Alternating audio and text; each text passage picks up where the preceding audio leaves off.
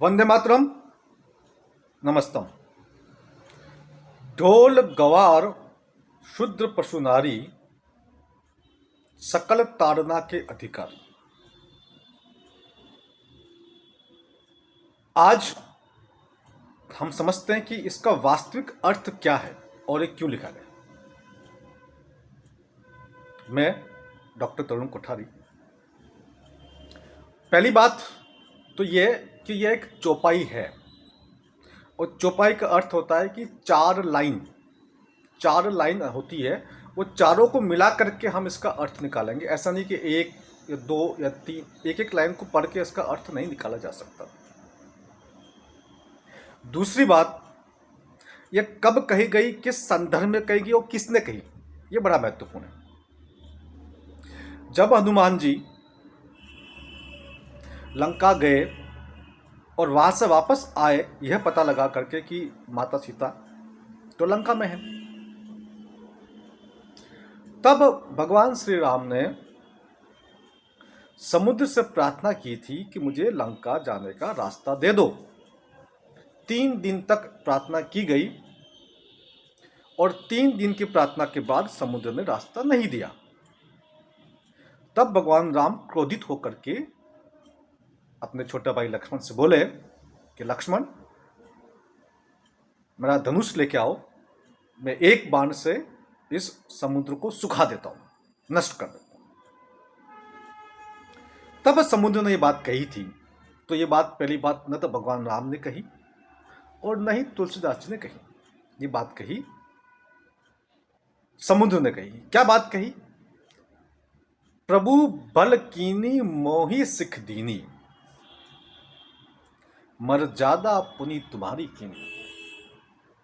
चौपाई है तो 4 लाइनें इकट्ठी पढ़नी पड़ेगी, एक एक लाइन से बात नहीं बनेगी। प्रभु बल कीनी मोही सिख दीनी।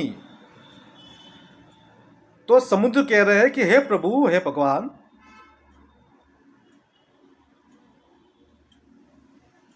आप ही ने तो भला किया था, आप ही ने तो मुझे शिक्षा दी थी। मर्यादा पुनी तुम्हारी कीनी, आप ही ने तो मर्यादा तय की है।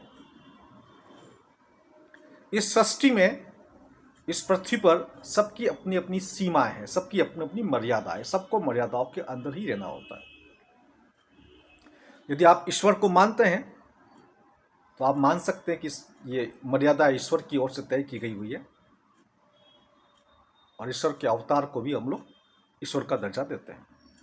यदि आप ईश्वर को नहीं मानते तो कम से कम प्रकृति को तो मानना ही पड़ेगा आपको, और प्रकृति सबकी मर्यादाएं तय कर देती है। आप 5 मिनट के लिए अपनी नाक बंद कर दीजिए, मालूम चल जाएगा। 2-4 दिन पानी मत पीजिए, मालूम चल जाएगा।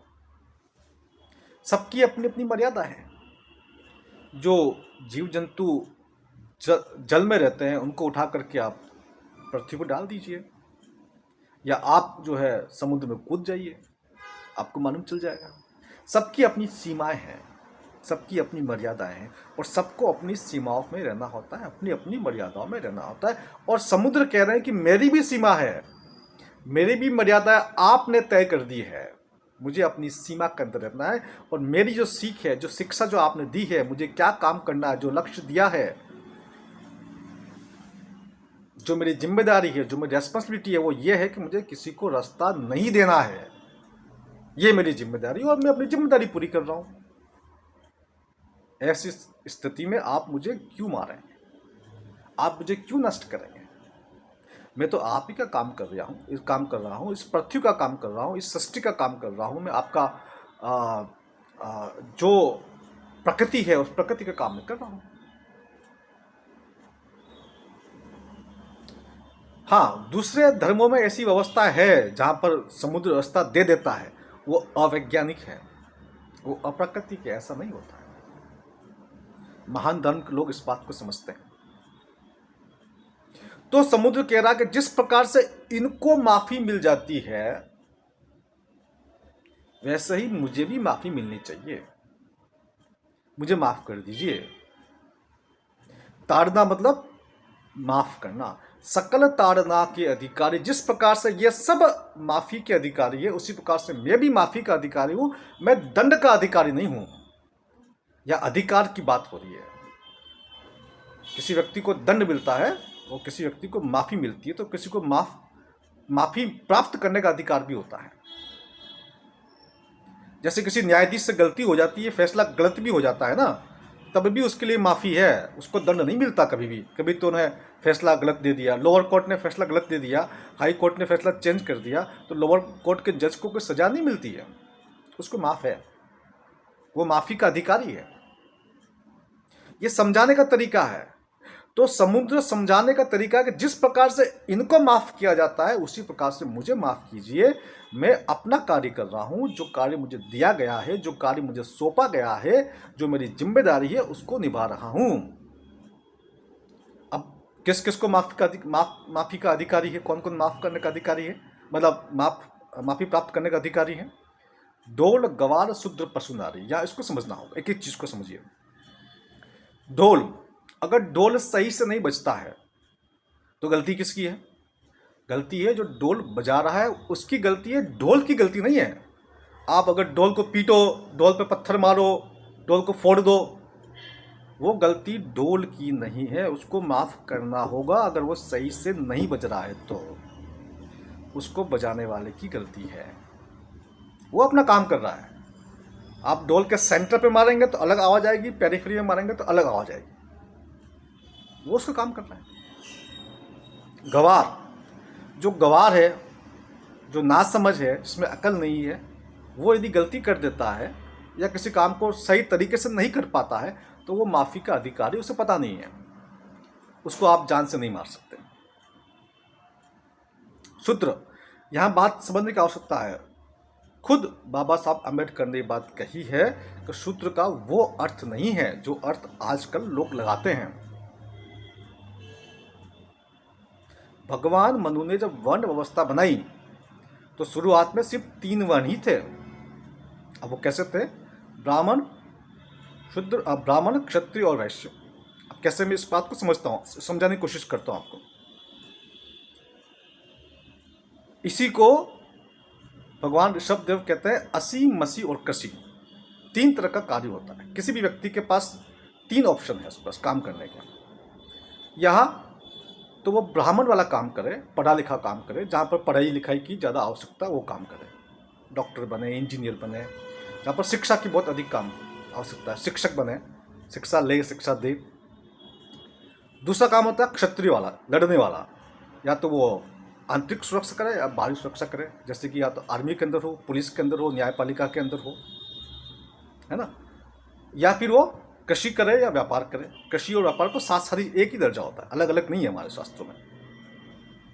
इसको हम कहते हैं असी, मसी और कृषि। असी यानी कि तलवार, मसी यानी कि लेखनी, लिखा पढ़ी, अध्ययन से संबंधित काम, और कृषि यानी खेती और व्यापार। 3 तरह के वर्ण व्यवस्था है हमारे देश में। इसमें से किसी एक का वर्ण करना है। वर्ण मतलब चुनाव। वर्ण शब्द जो होता है, हिंदी का वर्ण शब्द वर्ण से निकला। वर्ण मतलब चुनाव करना। ये कोई भी जन्मजात नहीं है। कोई भी जन्म से ब्राह्मण, जन्म से क्षत्रिय, जन्म से वैश्य नहीं होता है। वो अपने एक्शन से होता है, अपने काम से होता है। जैसा आप काम करेंगे वैसा आप कहलाएंगे। ये अलग बात है कि कोई व्यक्ति जब कोई काम करता है तो उसकी संतान को भी वो काम सिखा देता है ना। अब हिंदुस्तान में जब बात करें आज की तारीख में, तो सबको आज़ादी है ही है अपना काम चुनने की। अब फिल्म इंडस्ट्री की बात करें तो कपूर खानदान तो फिल्म इंडस्ट्री के अंदर कोई डायरेक्टर है, कोई प्रोड्यूसर है, कोई फिल्म एक्टर है, कोई एक्ट्रेस है। ये सब कैसे आ गए? ये इसलिए आया कि परिवार का परिवार अपने परिवार को शिक्षित करता गया।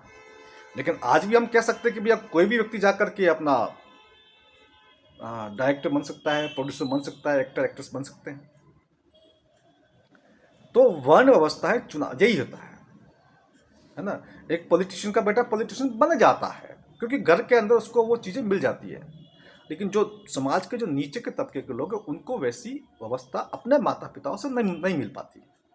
अब मैं डॉक्टर बन गया, अब मुझे वो चीज़ें मिल गई।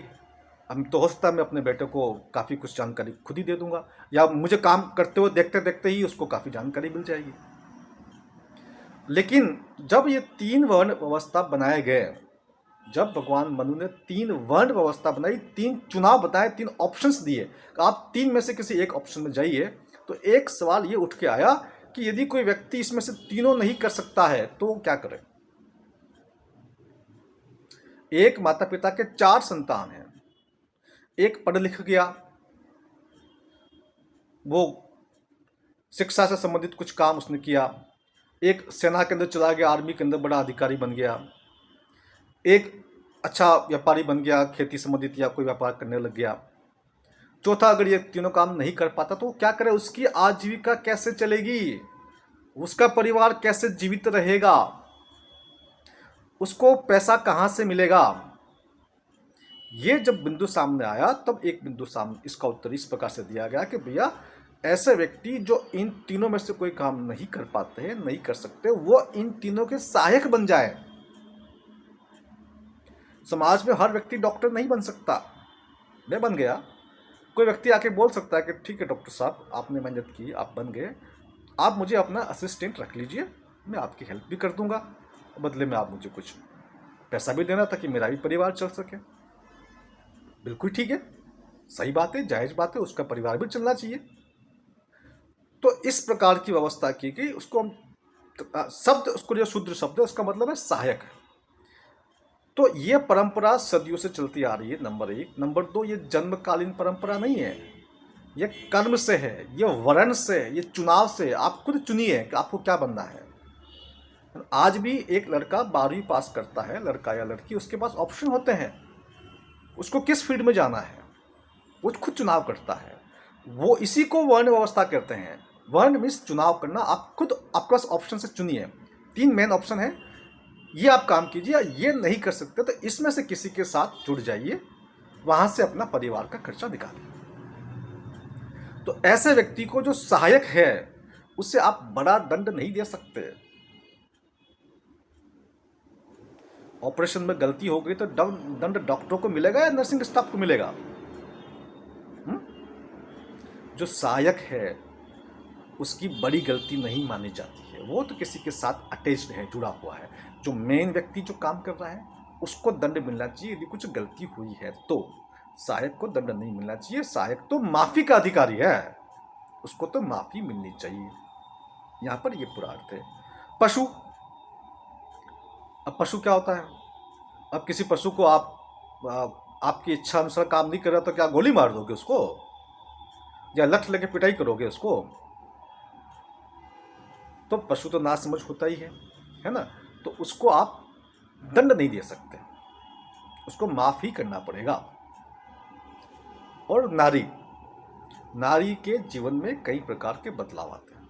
जब पैदा होती तब से लेकर के कुछ वर्षों बाद उसके शरीर में कुछ बदलाव आ जाते हैं, फिर उसके कुछ वर्षों बाद कुछ और बदलाव आ जाते हैं, शादी हो जाती है फिर बदलाव आ जाते हैं, प्रेगनेंसी, डिलीवरी, लैक्टेशन, फिर कुछ महीनों का आराम, फिर वापस वो प्रक्रिया शुरू। ये उसकी लाइफ बड़ी कॉम्प्लिकेटेड लाइफ है। उसको आपने देखा होगा कि कई बार बड़ी बातें हो जाती है, लेकिन फिर भी किसी स्त्री को फांसी की सज़ा नहीं होती है। क्यों नहीं होती है? स्त्री, हम उनको फांसी की सज़ा के लायक नहीं समझते, माफ़ करना होता है। तो नारी को आप बड़ा दंड नहीं दे सकते हैं, उसे माफ़ी करना होगा, उसे आप नष्ट नहीं कर सकते। आप एक बाण चलाएंगे तो ये समुद्र नष्ट हो जाएगा। इतना बड़ा अपराध थोड़ी क्या है, और कर भी दिया है तो ये हमारा काम है। समुद्र हूँ, मेरा काम है, मैं आपको रास्ता नहीं दे सकता, मेरी मर्यादा है, मेरी सीमा है, मैंने अपना काम किया है। जिस प्रकार से इनको माफ़ किया जा सकता है, ये माफ़ी के अधिकारी है, उसी प्रकार से मुझे भी माफ़ कीजिए, मैं भी माफ़ी का अधिकारी हूँ। क्यों? क्योंकि हमारी मर्यादा है। आकाश, वायु, अग्नि, जल और पृथ्वी ये जड़ बुद्धि है, इनको माफ़ करना होगा। समुद्र जो है वो अपना काम जो उसको दिया गया है वही काम करेगा, उसको उस काम के लिए दंडित नहीं किया जा सकता। इसलिए जिस प्रकार से इनको माफ़ करना है, ये इनको माफ़ी मिलनी चाहिए, ठीक उसी प्रकार से मुझे भी माफ़ी मिलनी चाहिए। मैं आपको दूसरा रास्ता बता सकता हूँ, ये इसका वास्तविक अर्थ है। उम्मीद करता हूँ आपको ये वास्तविक अर्थ समझ में आया होगा। जो भी आपको लगता है आप कमेंट बॉक्स में लिखिए। हो सकता है मैं आपके विचारों को पढूं और उसके ऊपर कोई और प्रतिक्रिया दूं। नमस्तम, जय हिंद।